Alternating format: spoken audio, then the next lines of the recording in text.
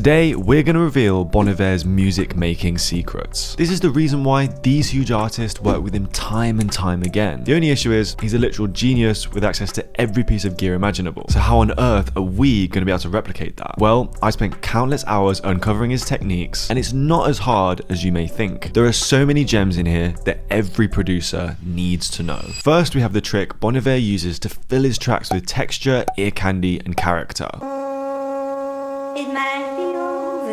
What you just heard was his own vocals sampled and pitched. To do this, he used the OP1 as a sort of audio sketch pad, recording stuff on it and utilizing its unique sampling capabilities to turn those simple ideas into something totally new. Here's how you can do it without the need for a $2,000 synth. First, find some vocals. I went back through my old beats and found some that I liked. Now we have that, let's break down Bon Iver's sampling secret into two parts, starting with pitch. The OP1 will map audio across its keyboard, so the higher you play, the higher the notes will be. I replicated this by opening two fruity slicers, each in a different octave. Now the second part to this is a testament to Bon Iver's creativity. The song 22 came about when he pitched up some vocals on his OP1 and it sounded like the word two. This led him to thinking about two sides of a coin, then the duality of life, and thus the album was born. Let me show you how you can implement this way of thinking into your music. With my vocals, the word dream really stood out. When I think of dreams, I think of ambience. And when I think of ambience, in terms of music, I think of reverb. So I layered a different vocal one shot underneath, drowned in reverb, and that paired with the piano gave us a dreamlike starting point that I would not have gotten to without using Bon Iver's unique way of thinking.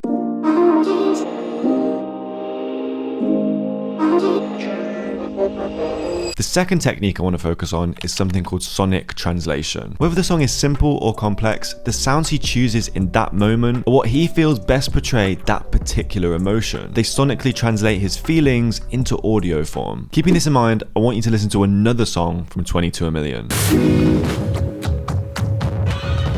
Those distorted drums are so in your face and not what you typically expect from a Bon Iver album. However, in an interview, he mentioned how he's dealing with a lot of anxiety, which gave him the urge to literally crush something. Instead, he put that emotion into this song, and particularly the drums, with a really unique way of adding distortion. First, you need some live drums.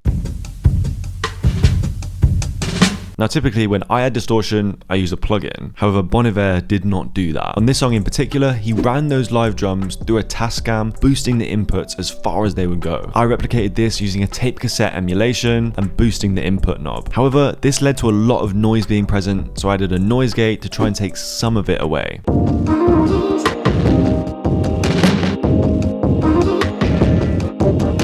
To take that aggressive sound even further, Bon Iver used a bass, but again in a way that most people would avoid. Usually when I make a beat, there's a limit to how low I'll put the bass notes because they just end up sounding too muddy. However, Bon Iver ignored that using a super low register. Again, it translates the emotion of anger perfectly into audio form. I think the first time a lot of people were introduced to Bon Iver is on Kanye's Dark Twisted Fantasy. That vocal sound, known as Messina, is iconic. I'm going to show you exactly how you can do it too. It came about when Francis Starlight showed Bon Iver how he turned a single trumpet line into a harmonic stack. His right-hand man, Chris Messina, made it happen using hardware and routing. Luckily, there's a way you can do it in just a few clicks. First, I recorded a vocal, but I am nowhere near as good a singer as Bon Iver, so I threw it into Ace Studio's voice changer. I selected a male voice with a tone I liked and then brought it back into FL Studio. Sometimes I wish I didn't know.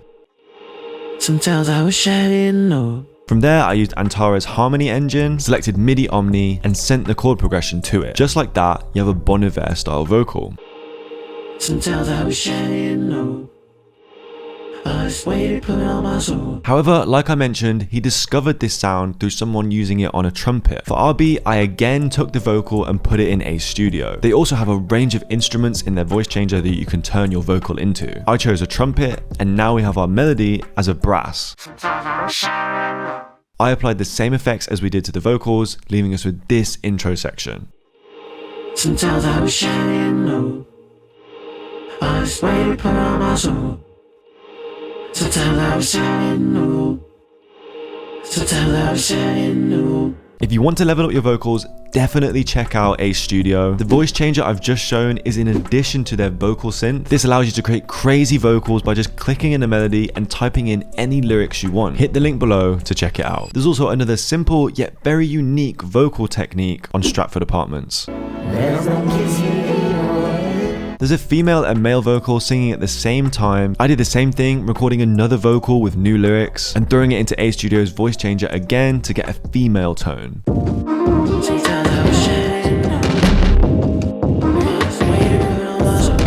To truly complete this track, we need to use another one of Bon Iver's techniques called the found cassette theory. The concept behind 22 a Million was the idea of finding a cassette, taking it home and listening to it. It would be full of random things that people had recorded, and Bon Iver wanted to capture this idea on his album. His first method was again to use the OP1 to sample random things like the radio. I did the same by finding a radio recording and chopping it rhythmically into our beat.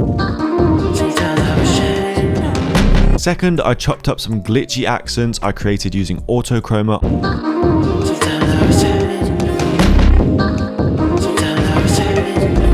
And finally, on certain songs, you can hear the audio get totally warped. They would have the finished track, record it to tape, write on the tape, which would cause it to malfunction and create those crazy dropouts you just heard. I replicated this by boosting all the settings in a cassette emulation on the master. I recorded it in Edison and placed that throughout our song.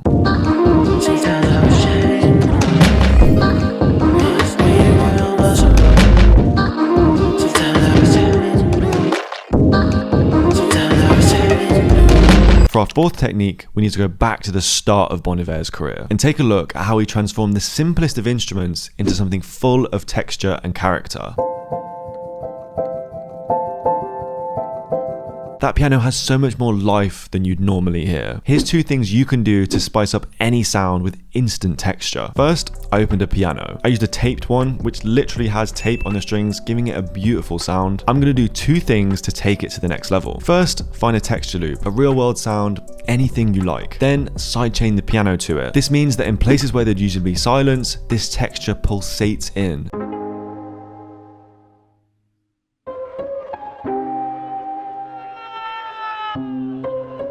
Then, to really spice up every note, open Serum and drag in any percussive sound. I chose this water effect. Next, create an envelope like this and open up Layer inside FL Studio. Simply highlight both the piano and Serum and click Set Children. Then bring your chords into Layer and it will play both sounds at the same time.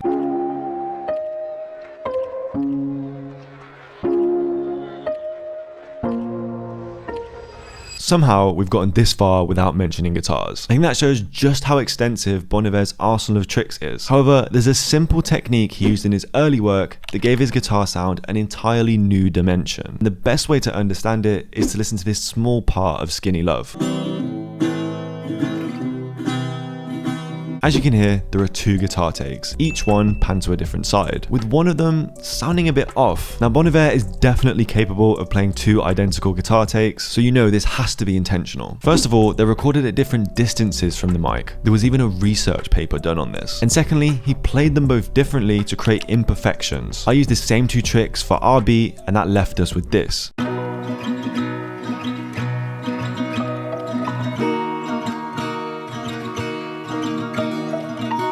The imperfect balance comes from using two polar opposites like close and distant mics and combining them to create a middle ground that feels complete yet full of texture. I finished things off with some acoustic drums, a slide guitar and bass.